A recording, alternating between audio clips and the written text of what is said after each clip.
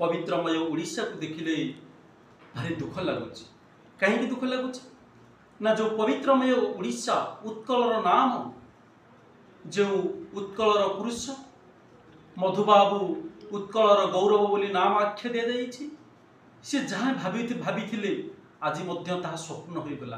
कहीं ना सेतेबेलर मनुष्य को जहाँ कही अरे तू परा बोला उत्कल संतान तेबे किंपा तु ही भीरु आ तोहरी जननी रोदन करिले कहिबा पाई तू डरू तो पूर्व पुरुष जय करिथिले गंगा ठारू गोदावरी तांकरी और से जन्म होई तुई केउ गुणे हेलु सरी आ तू मने भाबुचु तो सामद करी बढ़ाई जाति मान आ तोषा विद्यार कुकुर प्रकृति अईठा पतरे ध्यान।